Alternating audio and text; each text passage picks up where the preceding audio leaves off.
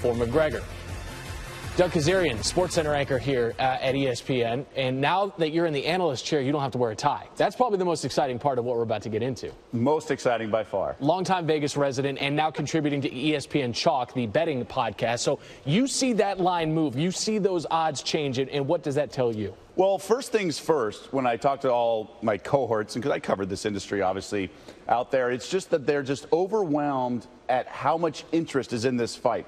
Boxing, people don't really bet throughout the year, but this has generated such interest since it came out that it is overwhelmingly like the thing to do when you go to Vegas, whether it be a conference, reunion, whatever it is. You got to get action on the fight, even though it's so far in advance. And the handle, which is the total money bet, is off the charts. Like the last big fight there was Mayweather-Pacquiao. And with 1 month to go, already, this is about 10 times the handle than it was that fight a month out. And other fights, anything else, whether it be Triple G and Canelo or any other UFC fight, already with a month to go, there's more money bet on this than there is on any other fight this calendar year. Now, that's the money bet. What about the overall ticket count? Is that also reflected? Right, so you see the odds have changed in that graphic you just ran, and that's the thing. Everyone who's betting this is betting McGregor, right? Because it's the old adage, when people go to Las Vegas, they like to see things happen. We've talked about this at the Super Bowl, right? So why it's not that much fun to risk a lot of money to win a little, even though they may think Floyd can win. It's let's go make something happen. Let's see Floyd at originally 11-1, and now it's down to like 4.5-1 or whatever it is.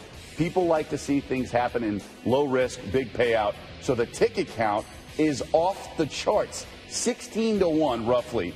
So for every one person who's going to bet on Floyd, 16 people are betting on McGregor. That doesn't mean the money is, because you obviously have to risk more for Mayweather, but you see with the money line coming in, these sports books all need Floyd to win, or there's going to be a huge payout for McGregor. All right, so it's a special handle, a special betting total, all of it. What other special ways are there to bet on this fight? Well, we remember from the Super Bowl, right? That's what we all know, and everyone is comfortable remembering. That is the proposition bets, right? Heads or tails, will there be overtime? We know that from the Super Bowl. Well, now you can bet specific outcomes in the boxing fight, which is Floyd in the first round knockout. They opened that 25-1, and now it is about 12-1. Again, this goes back to we like to see things happen, and we like to see things with big payouts. So there's a chance, many people think, given how McGregor has never fought professionally, never boxed professionally, that there's a chance Mayweather, who doesn't obviously typically knock people out, he's more of a defensive fighter and wins the points, but why not at 25-1? So that's been bet all the way down to 12-1, much like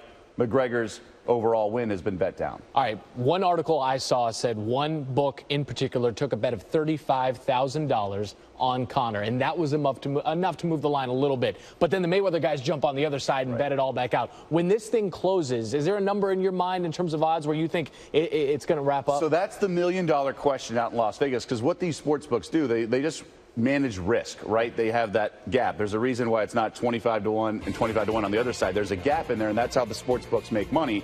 So they're trying to figure out as the weekend gets here, right? We're 4 weeks away or whatever, and that there's just going to be an influx of McGregor money. There's no reason to believe that all the money on all the ticket counts been on McGregor until now, that's obviously going to be the same up until the fight, because people going to the fight, and, you know, Mayweather's kind of a heel, so there's going to be a lot more betting. So they think it's going to come down very low at the very end of the fight. Maybe it's going to be Mayweather minus 4-1 or something like that come fight night. If we get to go out to the fight, you got a place for us to stay? Always. Can we wrangle it? Always. All right, good. Not my old pad, though. That's on tape. We have proof of that. Doug Kazarian on the Chalk podcast and a SportsCenter coming to your living room tonight. You on tonight? I'm not sure when the next podcast is. All right, what soon. SportsCenter for you is tonight or tomorrow? Friday. He came in on his day off, Doug. We appreciate it. That's how I roll.